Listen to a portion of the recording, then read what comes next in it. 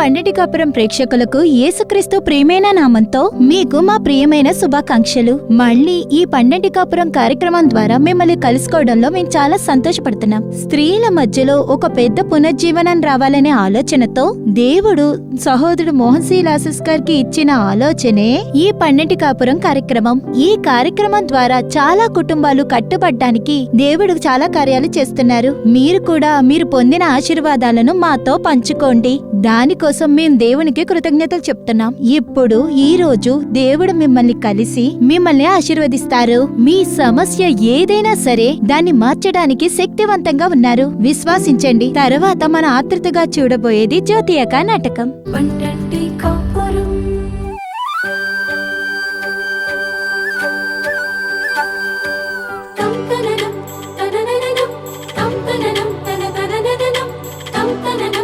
తర్వాత మన ఆతృతగా చూడబోయేది జ్యోతియక నాటకం.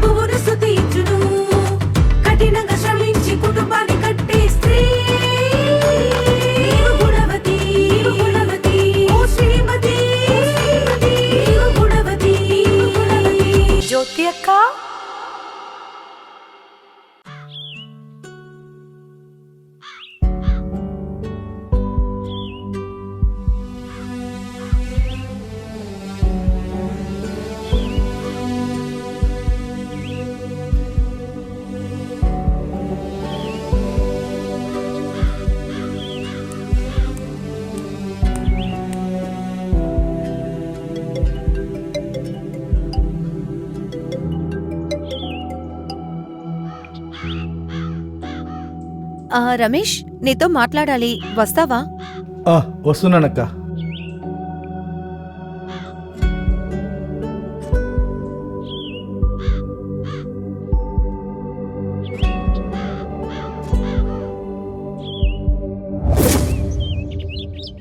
ఇంకా ఇప్పుడు ఎలా ఉన్నావు? పర్వాలేదక్క, కానీ అదోలా ఉంది. ఏదో చెడు స్వభావాన్ని మళ్ళీ ప్రారంభించినట్టుగా ఉన్నాను. కానీ నేను ఇది ఇష్టపడట్లేదక్క. రమేష్, నేను నీకు వేదాల నుంచి ఆలోచన చెప్తాను, విను. చెడిపోయే ఆ పాత మనిషిని పడేసి కొత్త మనిషిగా మారు అని వాక్యములు చెప్తున్నాయి. అది మాత్రం కాదు, ముందు ప్రవర్తన కూడా వద్దు అని దేవుని మాట చెప్తోంది. దేవుడు మన హృదయంలోకి రావడానికి ముందు మనలో ఉన్న చెడ్డ స్వభావం దేవుడు వచ్చిన తర్వాత ఉండకూడదు నాన్న. పాత మురికిగా ఉన్న వస్త్రాలని విప్పి పడేసి కొత్త వస్త్రాలని వేసుకోవాలి. నాకు తెలిసి నీలో కోపం, చిరాకు, అసూయ, గర్వం, చేదు ఇవన్నీ ఉండేవి. కానీ దేవుడికి నువ్వు చోటిచ్చిన వెంటనే అంతా మారిపోయింది. ఇప్పుడెందుకు మళ్ళీ నువ్వు పాత స్వభావాన్ని తెచ్చుకుంటున్నావు? తీసుకురావాలని నేను అనుకోవట్లేదక్క, కానీ ఆ స్వభావం వచ్చేస్తుంది. దానికి మనసు దృఢంగా ఉండాలి. నేను దేవుని బిడ్డని, ఇక దేనికి నేను బానిసను కాదని నిర్ణయించుకోవాలి. ఈరోజు చాలా మంది దేవుణ్ణి ఒప్పుకుంటున్నామంటున్నారు, కానీ స్వభావంలో మార్పే లేదు. దేవుణ్ణి ఒప్పుకున్న తర్వాత కూడా ఏ మార్పూ లేదు. యేసుని ఒప్పుకోవడానికి ముందు కూడా పాపం ఉండేది. ఇది ఎలాంటి జీవితం నాన్నా? నేను నీకు జరిగిన సంఘటనని చెప్తాను.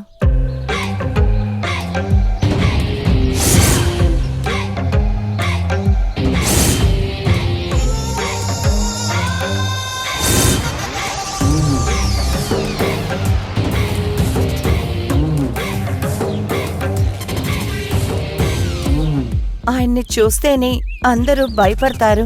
ఎందుకు ఆయనతో గొడవ అని అందరూ పారిపోతారు.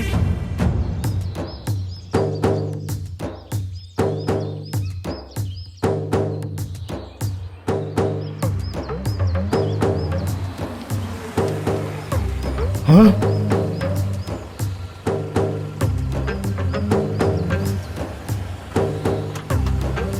హ్మ్?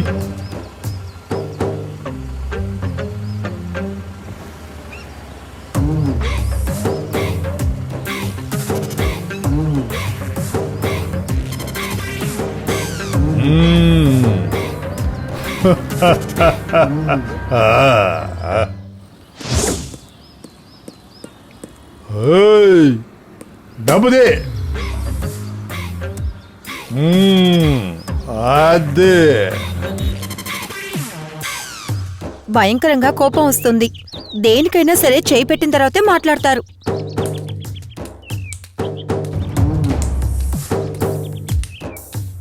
ఏయ్, సమయాలు పోలీస్ స్టేషన్కి వెళ్తున్నావా? పోలీస్ స్టేషన్కి బయటికి రారా.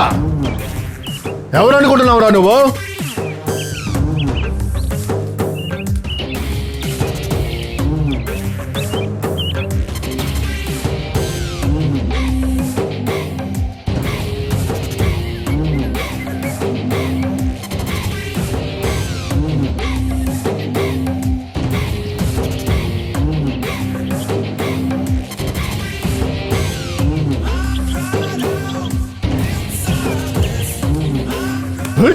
తీరా డబ్బులు.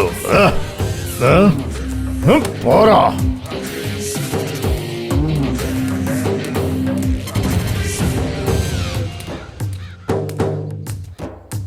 ఏయ్, ఒక టీ అయిరా. ఇదిగోండి అయ్యా టీ.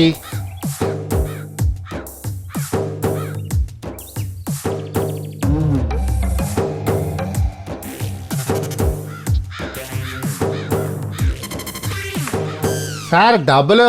డబ్బులా? ఎవరి దగ్గర డబ్బులు అడుగుతున్నావు?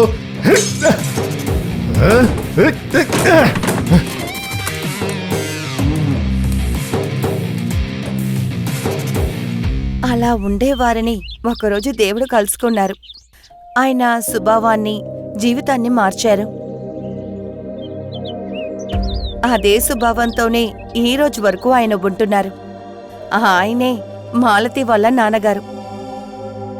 ఈ రోజు కూడా ఆయనకి ఎన్నో సమస్యలు, వ్యతిరేకం. అయినా సరే ఆయన నిదానంగా ఉంటున్నారు, ప్రశాంతంగా ఉన్నారు. ఎవరితోనూ గొడవలకు వెళ్ళట్లేదు. ఎన్నేళ్లుగా ఆయన చేయగలుగుతున్నారంటే ఎందుకు నువ్వు చేయలేవు? నీ వల్ల కూడా అవుతుంది. నీతో ఉండి నిన్ను బలపరిచే దేవుడి వల్ల అవుతుంది.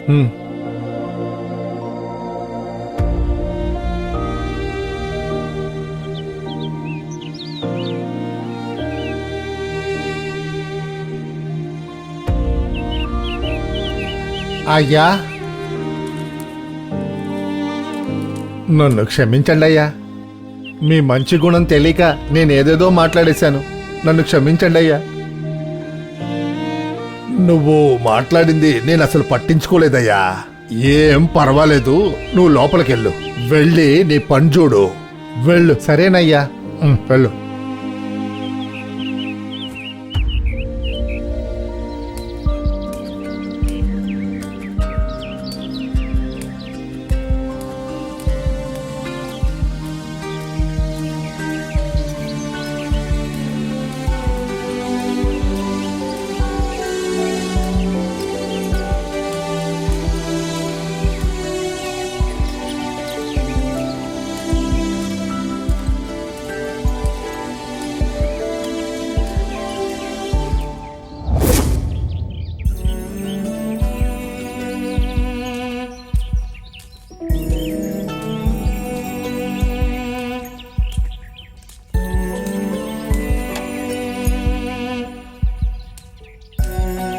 అన్నా, ఇదిగో మీ బండి తాళం. నన్ను క్షమించండి అన్నా, తెలియక మాట్లాడాను. మీకు డబ్బు వచ్చాక మీరు తిరిగి ఇవ్వండి.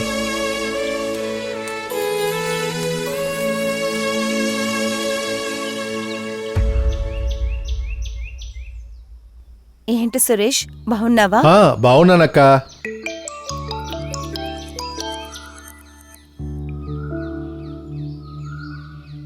ఒక విషయం నీ గురించి నేను విన్నాను. ఏంటి? నా గురించా? అవును నాన్న. చెప్పండి, దేని గురించి అక్క? ఏదో అమ్మాయితో తిరుగుతున్నావని విన్నాను, అది నిజమా?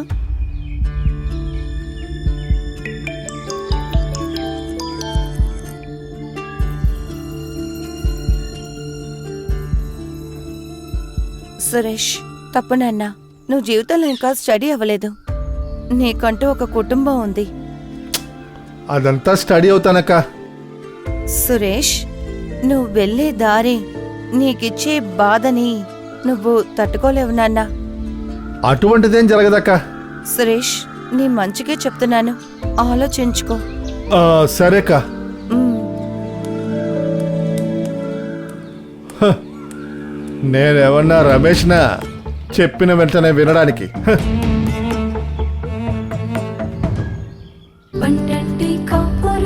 ప్రేమైన వాళ్ళరా, జ్యోతి అక్క నాటకం చూసారా?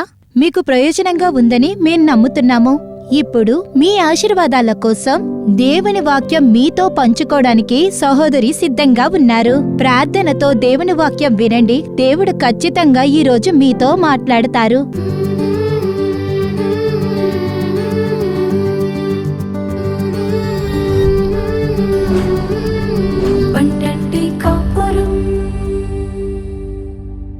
క్రీస్తు యందు ప్రియమైన వార్లారా, యేసుక్రీస్తు యొక్క తియ్యటి నామమున మీ అందరికీ మా ప్రియమైన శుభాకాంక్షలు తెలుపుకుంటున్నాము.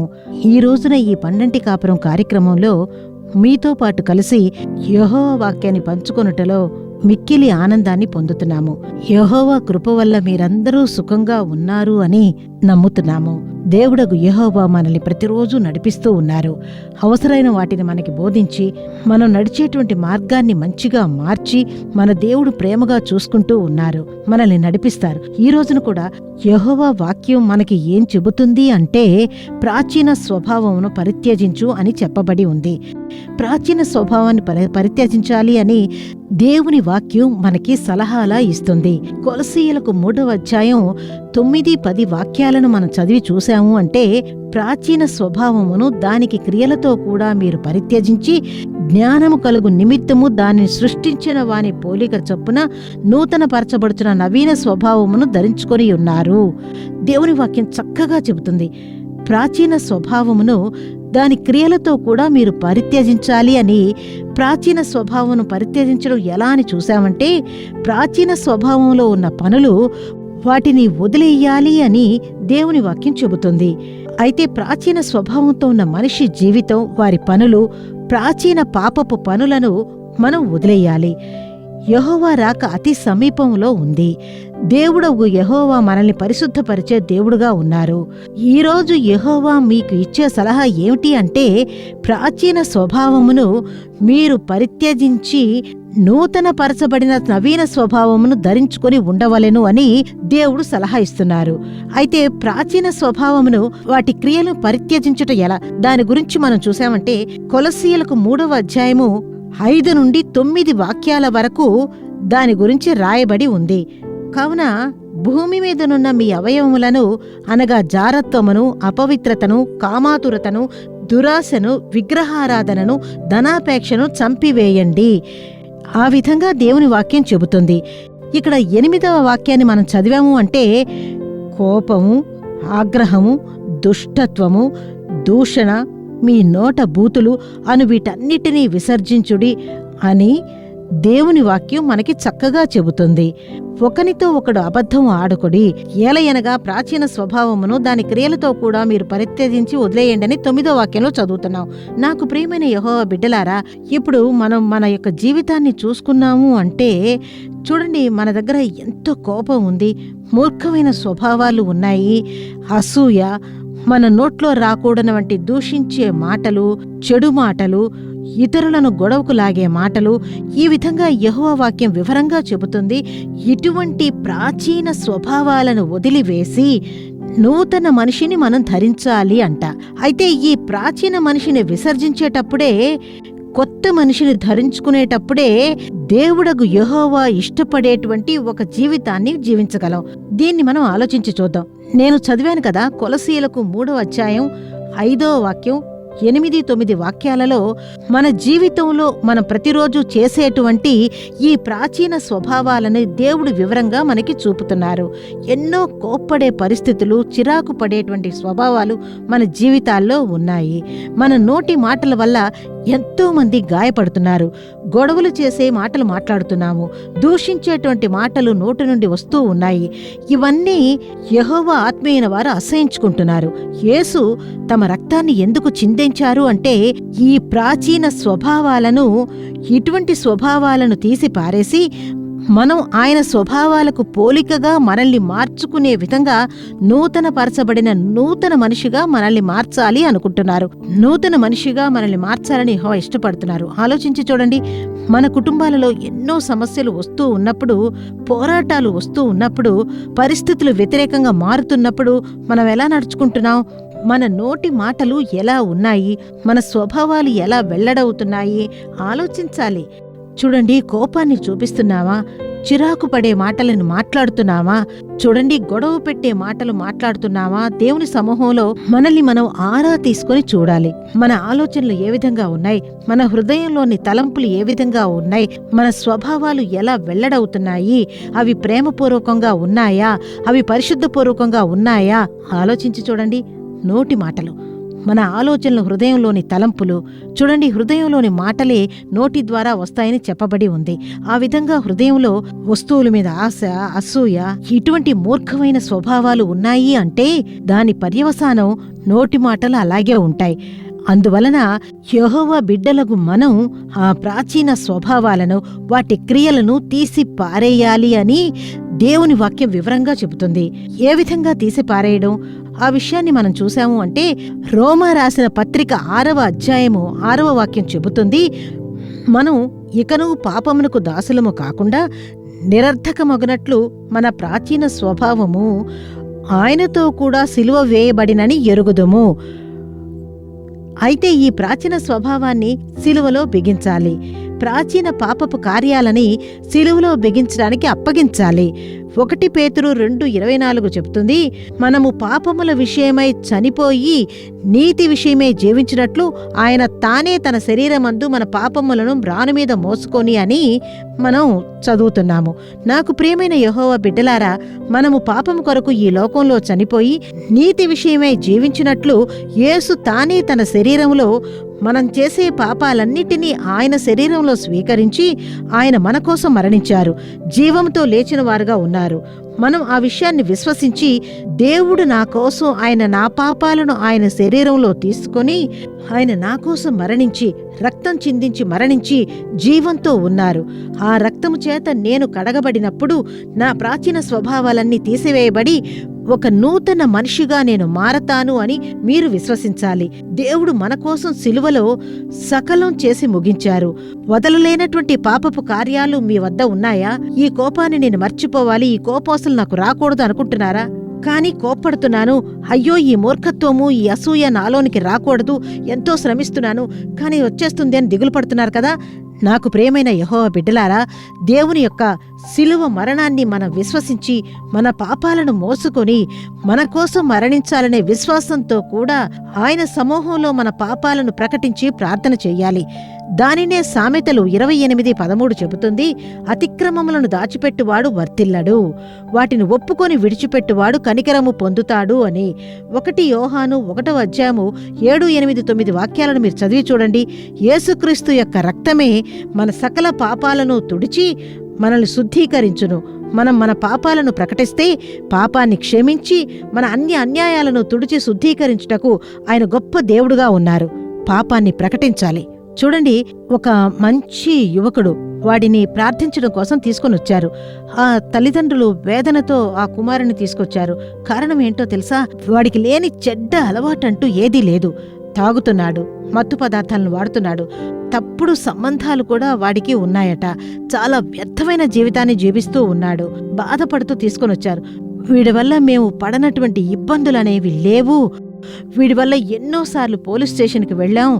ఆ కొడుకు వల్ల వాళ్ళు ఆ బాధల్ని భరించలేకపోతున్నారు. దేవుడు ఏదో ఒకరోజు నా కొడుకుని మారుస్తాడు అని కన్నీటితో తల్లి తండ్రి మా వద్దకు తీసుకొని వచ్చారు.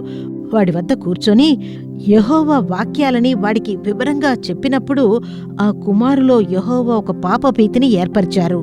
వాడు తాగుతాడు, మత్తు పదార్థాలు యూజ్ చేస్తాడు, గంజాయి, ఇంకా ఎన్నో కార్యాలు వాడి వద్ద ఉన్నాయి. వదల్లేడు. ఇక నా జీవితం అంతే అని వాడి తల్లిదండ్రులతో చెప్పాడు. ఏమైనా మీరు చెప్పారు అంటే నేను ఆత్మహత్య చేసుకుని చనిపోతాను అని వాళ్ళని భయపెడుతూ వచ్చాడు. అటువంటి పరిస్థితుల్లోనే తీసుకొచ్చారు. యెహోవా వాక్యము వాడికి చెప్పినప్పుడు వాడిని అణుచుకొని దేవుని సమూహంలో పాపం చేశానని తెలుసుకొని ఎంతో బాధపడుతూ ఏడ్చాడు. ఆ సమయంలో తల్లిదండ్రులు సంతోషంతో యెహోవాని స్తుతించారు. వాడిలో పాపభీతి ఇన్ని సంవత్సరాలు 23 సంవత్సరాలుగా వాడి జీవితంలో ఉన్న అన్ని పాపపు కార్యాలని దేవుని సమూహంలో ప్రకటించి ప్రార్థన చేశాడు. ఏం జరిగిందో తెలుసా? యెహోవా వాడిలో మార్పుని ఏర్పరిచారు. వాడి ప్రాచీన పాపపు కార్యాలన్నీ కూడా అలాగే తీసి పారేసి ఈ రోజు ఒక అద్భుతమైన కుమారుడిగా, పరిచారకుడిగా వాడిని మార్చారు. ఈ రోజు చూడండి, వాడితో ఉన్న యువకులకి వాడు ట్రాక్స్ ఇచ్చి సువార్తని చెబుతున్నాడు. యేసు నన్ను విడిపించారు, మిమ్మల్ని విడిపిస్తారు అని చెప్పి ఆ కుమారుడు ప్రతి ఒక్క చోటికి వెళ్లి పరిచర్య చేసేవాడిగా యెహోవా మార్చారు. నాకు ప్రియమైన సహోదరుడా, సహోదరి, బాల్యంలోని పిల్లలారా, యెహోవా మీతో మాట్లాడుతున్నారు.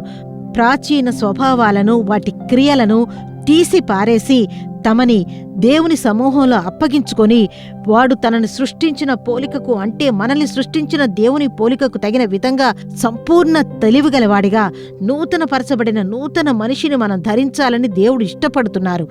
మనం చేయాల్సిందేంటో తెలుసా? నేను పాపిని అని తెలుసుకొని, దేవుడా నా కోసం మీరు సిలువలో రక్తం చిందించారు, ఆ రక్తం చేత మమ్మల్ని కడగండి అని మనల్ని అర్పించుకునేటప్పుడు దేవుడు మన పాపాలన్నిటినీ ఆయన రక్తం చేత కడుగుతారు, మనల్ని నూతన పరుస్తారు, కొత్త పురుషునిగా, కొత్త స్త్రీగా మనల్ని మారుస్తారు. ఆ దేవుని చేతులకు అప్పగించి ఈరోజు మనం ప్రార్థించబోతున్నాం. ఎన్నో రోజులు వదల్లేని పాపంతో కూడా మీరు జీవిస్తూ ఉన్నారు కదా, ఇది మారాలి. అటువంటి స్వభావం నాకు వద్దు అని మీరు ఎన్నోసార్లు ఆలోచిస్తున్నారు, దాన్ని వదిలేయాలని శ్రమిస్తున్నారు. కానీ అది మీ వల్ల కాలేదు కదా. ఈరోజు యేసు మీతో మాట్లాడుతున్నారు. ఆ యువకుడిలో ఒక మార్పుని ఏర్పరిచిన దేవుడు ఈరోజు మీతో మాట్లాడుతూ ఉన్నారు. ఆ ప్రాచీన స్వభావాన్ని ఆలోచించి చూడండి. ఎక్కడ మనం పడ్డాం, ఎక్కడ మన పాపానికి బానిసయ్యాం, అది ఆలోచించి మారు మనసు పొంది దేవుని చేతికి మనల్ని అర్పించుకున్నప్పుడు యేసు నిజాయితీ గలవారుగా ఉండి ఆయన రక్తం చేత మీ పాపాలను తుడిచి మనల్ని శుద్ధీకరించి ఆయన మిమ్మల్ని కొత్తగా మార్చడానికి ఇష్టపడుతున్నారు. ఇప్పుడు మీ పక్కనే నిలబడి ఉన్నారు, మీ ఇంట్లోకి ఆయన వస్తున్నారు. ఈ వాక్యాలను వింటూ ఉన్నవారు, చూస్తూ ఉన్నవారు ఎవరైనా సరే దేవుడు మీతో మాట్లాడుతున్నారు. ప్రార్థన చేద్దామా? యెహోవాకి మీ జీవితాన్ని పూర్తిగా అర్పించండి. దేవుడా, నేను పాపిని, ఈ పాపాలు నాలో ఉన్నాయి, ఈ పాపపు కార్యాలు, పాపపు ఆలోచనలు, పాపపు ఉద్దేశాలు నాలో ఉన్నాయి, నన్ను కడగండి అని అప్పగిస్తే చాలు, ఆయన కడిగేస్తారు. ప్రార్థన చేద్దామా? ప్రియమైన దేవుడా, చక్కటి మీ బిడ్డల కోసం ప్రార్థన చేస్తున్నానయ్యా. ఈ వాక్యాలను జాగ్రత్తగా వింటున్న ప్రతి బిడ్డ కొరకు స్తోత్రమయ్యా. ప్రాచీన మనిషిని, స్వభావాలని, ఆ కార్యాలను తీసివేసి నూతన మనిషిని ధరించమని లేఖనం చెప్పి ఉంది కదా. మీరు మాకు సలహా ఇచ్చారు కదయ్యా. ఈరోజు అటువంటి వదలలేని పాపపు జీవితంలో ఉన్నటువంటి ప్రతి మనిషిని మీ చేతికి అప్పగించి ప్రార్థన చేస్తున్నానయ్యా. నేను పాపిని, ఈ పాపాన్ని నేను చేస్తూ ఉన్నాను, ఇందులోంచి నాకు విడుదల కావాలి అని ఎవరైతే నిజాయితీగా తమను అప్పగిస్తారో వారి మనసులోనికి ఇప్పుడే మీ రక్తము దిగునుగాక. మా కొరకు కల్వరి సిలువలో మా కొరకు చిందించిన ఆ రక్తము వల్ల ప్రతి ఒక్కరి ఆలోచనని కడగండయ్యా, వారి హృదయాన్ని కడగండయ్యా. ఆ ప్రాచీన పాపపు జీవితాన్ని ఇప్పుడే యెహోవా కడిగెదరుగాక, కడిగి శుద్ధీకరించెదరుగాక, నూతన పరచెదరుగాక. ప్రతి ఒక్క సహోదరుడిని, ప్రతి ఒక్క సహోదరిని నూతన పరచెదరుగాక. మారు మనసు పొంది రక్షింపబడి యెహోవాలో దేవుడా ఒక కొత్త జీవితమును జీవించు విధముగా ప్రతి బిడ్డకి సహాయం చేసెదరుగాక. ఎటువంటి పాపపు కార్యములైనా సరే దేవుడా మార్పుని ఏర్పరచుదరుగాకయ్యా. చెడు స్వభావాలు తొలగాలి, మూర్ఖపు స్వభావాలు తొలగాలి, అసూయపడే స్వభావాలు మారాలి, కామపు కార్యములు తొలగాలయ్యా. వారి ఆలోచనలు చూసి వారి హృదయాలను కడగండి. ఈ రోజు నుండి నూతన పరచబడిన నూతన మనిషిని ధరించుకొని యెహోవాకు సాక్షులుగా జీవించుటకు దేవుడగు యెహోవా ప్రతి ఒక్కరికి సహాయం చేయండి. ప్రతి సహోదరుడికి, ప్రతి సహోదరికి, ప్రతి బిడ్డకి మీరు సహాయం చేసేదరుగాక. దేవుడా, ఈ రోజున అప్పగించిన ప్రతి బిడ్డని శుద్ధీకరించి నూతన మనిషిగా నూతన జీవితం జీవించేలా యెహోవా కృప చూపించదురుగాక మీ చేతికి అప్పగిస్తున్నాము. యేసుక్రీస్తు నామమున దేవుడా ప్రార్థిస్తున్నాము మంచి తండ్రి. ఆమేన్. ఆమేన్. ప్రియమైన వారులారా, ఈ రోజు కార్యక్రమం మీకు ప్రయోజనంగా ఉందని మేము నమ్ముతున్నాము. మీరు పొందిన మేళ్లను ఆశీర్వాదాలను మాకు తెలియజేయడం మర్చిపోకండి. మీ ప్రార్థన అవసరాలు ఉత్తరం ద్వారా ఈమెయిల్ ద్వారా మాకు తెలియజేయండి. మీకోసం ప్రార్థించడానికి సలహా ఇవ్వటానికి మోహన్ సి లాసరస్ గారు దేవుని పరిచారకులు సిద్ధంగా ఉన్నారు. రేపు ఎల్లుండ టెలికాస్ట్ అవ్వబోయే ప్రార్థిద్దాం రండి కార్యక్రమం కుటుంబంతో చూడడం మర్చిపోకండి. మళ్ళీ వచ్చే వారం ఇదే కార్యక్రమంలో కలుసుకుందాము. అంతవరకు దేవుని కృప మీపై ఉండుగాక. మరిన్ని వివరములు ప్రార్థన అవసరతల కోసం సంప్రదించండి. యేసు విడిపించుచున్నాడు పరిచర్యలు, 4 మావడి, తూతుక్కుడి జిల్లా 628211. మా ఫోన్ నంబర్లు 9487734603, 8106072222, info@jesusredeems.org. దేవుడు మిమ్మును దీవించునుగాక.